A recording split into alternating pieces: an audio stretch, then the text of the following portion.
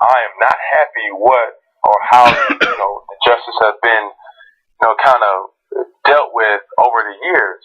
The state of oppression in our community, but we also, as black people, have to do right by ourselves. We can't be hypocrites. The place that I stand, sometimes it's a lose-lose.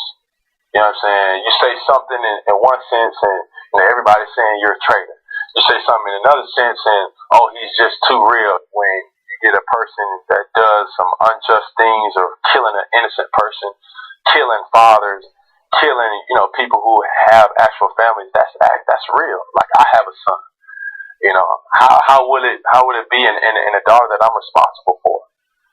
So how would I be if one day they come home and it's no more daddy? It could have happened, hell, in Atlanta. It could have happened in Los Angeles. It doesn't matter.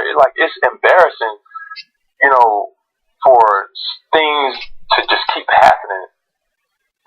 Shannon, what's your reaction to Cam's comments? Joy, Skip, before I get into my comments on Cam, I want to talk to Charlotte for just a second. I know you're frustrated. I know you're hurting because you see what's going on around our country that's happening in our communities, and you feel like justice is not being served. But this is not the way to do it. Charlotte, we're better than this. We need for our voices to be heard. We need to keep the focus on the injustices. Don't frame this picture where we're rioting, where we're causing harm to police officers. They're there to protect us and to serve us, and we don't always get that. But this is not the way to go about to have our voices heard in our community. So please, I'm asking. Skip and I, we've talked about this subject, and we're one of the few that will address this head on and talk about it. But do me a favor, Charlotte. You got to stop this rioting. You got to stop this looting. You got to stop harming these police officers in order for our voices to be heard, because they're portraying us in a negative light, and that's not the light that we want to be portrayed in. Now to Cam's comments. Before the Super Bowl, and I'm quoting Cam says, "I'm an African-American quarterback, and that may scare a lot of people." This was in early February. A GQ article came out, I think it was June or July. He says, "I don't want this to be about race because it's not. It's not like we're beyond that as a nation."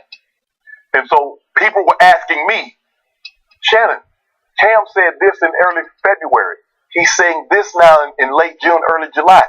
What's going on?" I'm thinking to myself, the country that Cam is talking about, did I sleep through it? I mean, what did I miss? And then it came out.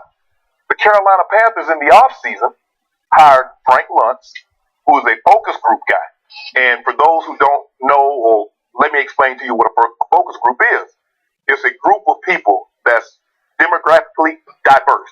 So you're going to have black, white, Asian, Latino, men, women, straight, LGBT. Because, and in this focus group, what he was trying to do, words or phrase, what are your reactions when you hear this word? What is your reaction when you hear this phrase? Because when Cam said, "I'm an African-American quarterback," and that scares a lot of people, he put a lot of people off. Because here's the thing, now you have to still realize, although this is an NFL franchise, they're located in the South. So when you start talking about racism, sponsors do not want to hear that. Jerry Richardson, Mr. Richardson, who owns the Carolina Panthers, he doesn't want to hear that. So, Cam, we're going to have you work with someone that we can maybe soften the stance. See, what Mr. Luntz liked to do, he liked to say the same thing, but he says it in a way that's easily digested. So instead of saying global warming, he says climate change. It's the same thing, but it's easily digested. See, what Cam is starting to understand, you can be good at any game if you understand the rules. See, the rules of this branding game that Cam wants to be good at. See, I can't tick off too many people over here. So I got to kind of ride the fence. Because, see, here's the thing. In order for you to grow your brand, see, Denzel Washington, Will Smith can't be as successful as they are if only black people saw their movies. Cam can't be as successful as he wants to be and grow his brand if only blacks buy Under Armour or the products that he's endorsing. So he can't, saying racism. Now, hold on. Now, wait a minute, Cam. See, and then he says, I don't want it to be about race because it's not. So now he changes his stance because he got so much blowback for what he said at the Super Bowl. He had to soften his stance because when he says, I'm in a lose-lose situation. No, you're not. He says, because if I say this, I'm a traitor. Well, the African Americans are calling you a traitor because when you say racism doesn't exist, they know you're being disingenuous. When you say lose-lose in one sense and everybody says that he's being too real, that's not what white America is saying. White America is saying, Cam Newton, you make $20+ million a year. You're the face, one of the faces of the National Football League. You are the de facto face of the Carolina Panthers. Shut your mouth. We don't want to hear from you. Play football. As long as you look straight ahead, Skip, don't look to the left, don't look to the right, don't look behind, you're fine. But if you look over there and you see something that you know is wrong, we don't want you to say anything about it. And Cam says, you know what? I'm going to look at that. Because if you look at Michael Jordan, Michael was this very same way. He never said anything that would rock the boat when he was building Brand Jordan.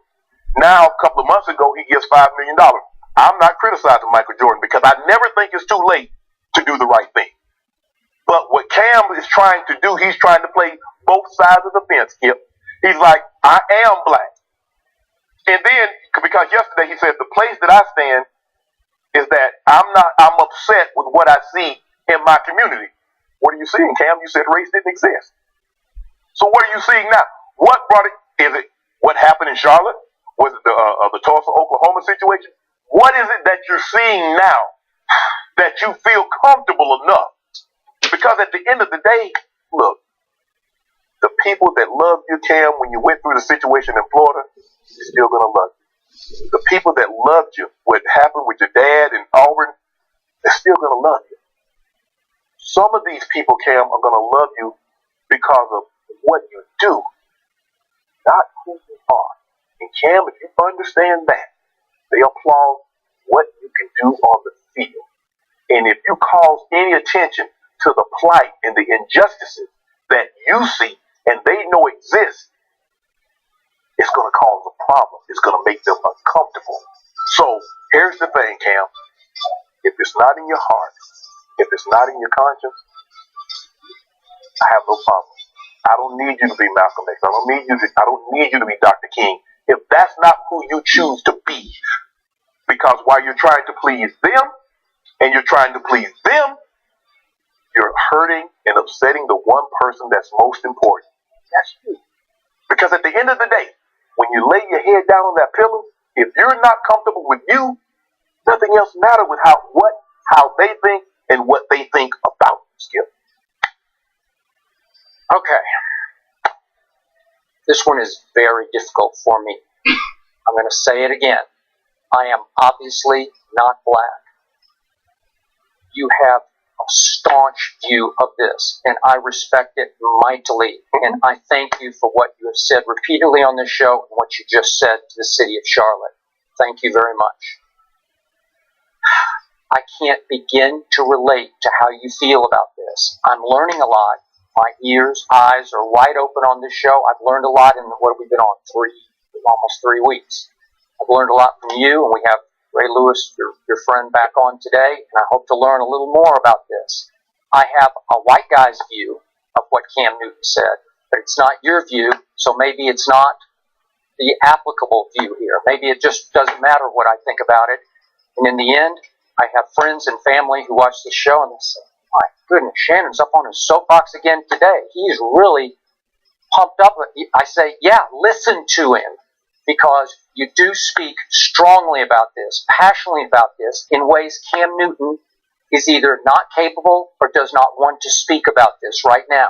So I don't know which way to go on this, because I don't know but what Cam Newton is speaking his heart when he goes both ways. Maybe that is his heart right now. He's still a very young man, all things considered. He won his MVP. He got to the Super Bowl. He should have won the Super Bowl, we all believe, because they were favored to win the Super Bowl. And maybe he'll get back this year and win this one. He's growing up before your very eyes. And I think he's matured a lot before my very eyes from what he was his first year, right? Mm-hmm. So when he says, I can't win, I'm a traitor here or I'm too real over here, maybe that's his heart. Maybe he's not sure which way to go. And he concluded, we didn't use this sound from him, but with this whole idea of talking to the black community. Again, I'm repeating what he said. This isn't my view, but he said, we also need to do right by ourselves. We need to police ourselves. We can't be hypocrites about this. So he's saying, let's look inward as well as outward. Let's not completely condemn the white community for these problems. We also have our own problems we need to address. I'm sort of paraphrasing what he said. That's how it came across. Is that valid? Is that his heart, or is he protecting his sponsors and his brand? I don't know which way. You would probably go that way, right? Yes. Okay. Is that all bad? Can you condemn him at his age for doing that? Should he mount the Shannon Sharp soapbox at age 48 and take the stand that you keep taking on this show? I don't know. You tell me. Because I'm not so sure at his age of 27, I would have been as mature as I am now and to see things now, because even though I was being 27, my background is what it is. And so looking at him now, I wasn't the face of the National Football League. I didn't have brand sponsors. I wasn't the face of an organization. But to give you, think about this. The owner of the Carolina Panthers, Jerry Richardson, his first meeting of Cam Newton, he sits down with him. Do you have any tattoos or piercings? I got it. On what job? I just want to know, what does piercings and tattoos have to do with the qualifications of this job? Because in Jerry Richardson's view, you're going to be the face of this franchise. Come on with it, now, Skip. Right? Yep. And he wants that face to be acceptable to the white as well as the black community. Right? Exactly. So that there's a big segment of the white community who is not going to love it if he has a tattoo or whatever else. Piercing. Yeah, piercings. So, and by the way, quick point about the South and Charlotte. May I just make this point? Because I just spent 12 years in the Northeast. There are a lot of racists in the Northeast, too. Can I just say that for a minute? It's not just in the South where there's racism, but I get it. Charlotte is seen as more Bible Belt. You know, they got the bathroom law. I got it. But in the big picture here, I see a young man who is torn apart over this. Very conflicted. And at some moments, he wants to take the Shannon Sharp soapbox. Right. And then the next one, he's saying, is this right? Am I right? And then I don't want him to be a Twitter victim here, because when he says, they call me a traitor, is that because he saw 3 people on Twitter called him a traitor? I don't know. Is he overreacting to the traitor part? I don't know. The too real part, is it because 3 white people on Twitter said, well, who are you to say that? You know, what are you saying? Right. Skip, if he had stuck to his original premise in the very beginning, he says, I'm an African-American quarterback, and that may scare some people. How do you remember, he had to go to the Super Bowl then and get asked about it for a whole Super Bowl week, and it just drove him nuts. And I think he blamed it a little bit on his failure in the football game. Like, he got so caught up in trying to defend himself, I'm an African-American quarterback, that he lost focus on football. That's what I think he thinks happened. And what the African-American community could not understand is that how do you say this and then 4 months later say that? What transpired in even if you are Cam Newton, even if you just got $100 million contract, even though you might not live in the communities that's being affected by this, what transpired in your life that you can't see what's going on? So that's why they called him a traitor. They said, 1 minute you're saying, I'm an African-American quarterback, and that scares people. And now you're saying, you know, we're past that as a nation. And now yesterday you say you're tired of the injustices that go on in the community. So you say this in February, you say this in June and July, and you're saying this late September. The realness, because see, now the white America will say, see, Cam Newton said race doesn't exist. See, that's what happens. They will take a little snippet of what he says about this, and then, well, hey, Cam Newton's making $20 million, but that's my point. That's what Joy and I are being saying. Joy's on television, but that doesn't mean that women get fair treatment. Cam's making $20 million, but that's not the majority of the black Americans in Charlotte or Tulsa or Chicago or Detroit. So That's the dichotomy. But like I said, if it's not in Cam's heart, if it's not in his conscience to do this, don't do it. Because this is what's going to happen. You're going to wobble because because this side of the bench, oh, they're mad, so I got to jump back over here. This side, I got to jump back over there. And that's what you're going to constantly do. And people see him as straddling. So now they're looking at him like, I don't believe nothing Cam say. Because all Cam is saying what seems to be right at the moment. Does he have a point in your eyes, in Shannon Sharp's eyes, or in Joy's eyes, about African American community has to do right by ourselves? That whole idea of we can't be hypocrites about this. Because I can make a case from a distance as a white guy, that was the strongest statement he made. That's not a very popular statement to make. Yes. That was speaking out. Maybe he's speaking his heart. Maybe his heart isn't your heart right now. Because Shannon Sharp would not say that to the black community, I don't think. Even though you asked Charlotte to please calm down and back off. But you have to understand, Skip, a lot of these communities became established because they couldn't get fair housing. So they got lumped in these, and look at the poverty in the black community, look at the unemployment in the black community, look at the education level in the black community, look at the health care in those communities. And so you'll see why when you become desperate, when you become frustrated. But they said we got to do right, because here's the thing. If somebody in the black community were to shoot someone, what do the police do? You can remain anonymous, turn them in. But when police do wrong, they don't talk. They don't snitch. So the thing is, what we see is that when we do something wrong in our community, it's found out, we're held accountable. We're asking, when police officers do something that's wrong, that they be held accountable. Now, you can try to do some misdirection and talk about, well, you got to do this. Because here's the thing. When you start talking about the inequities in our society, the first thing most white Americans will holler is Chicago. But you know what? They offer no solution to Chicago, but that's just to get you off for talking about the inequities of what's going on with the police brutality and the situation that we deal with in our communities. Yes, there are a lot of things that's going on. But Skip, if you look at it, black just didn't become unemployed yesterday. We've always had a high rate of unemployment. For the most part, we've always been fairly undereducated next to our counterpart. That's changing a little bit, but this is not something that just happened yesterday. You're talking about 50, 60, 70 years of this type of behavior, Skip. And so now we can't expect, nor do we, but we expect to be treated fairly. We expect that when people do something wrong, they're held accountable, just like I am. If I do something wrong, I'm going to be held accountable. That's what we want. We want justice. We want fairness. We want equal treatment of the law. And it seems, one of my law professors in college said, he said, son, when you walk up the steps to a courthouse, they say justice is blind. He said, but don't you believe that? He said, Lady Justice is peeping from under that blindfold. If you're black, you're a minority, you're indigent, scales of justice is not for you. It's like shackles and cobwebs. If you're a minority or you're indigent, it's like shackles, you're held more accountable. If you're wealthy, you brush it off like cobwebs. Don't tell me what I see. Don't tell me what I know. You can say, look, and like you say, Skip, you always, when we start these conversations, Skip, you always say, I'm a white man. And I don't know what you're feeling or what you're thinking, Shannon. I'm trying to tell you, you will listen. But some, not all, there's no such thing as all and every. But some try to tell me what I haven't experienced. Some try to tell me what I don't see. Because I know what I see. I've been there. All the things from dirt poor in rural South Georgia to where I am now. The one thing I've been for 48 years, I've changed zip code and area code. But the one thing I have not changed is being black. From a baby to a boy to now a man.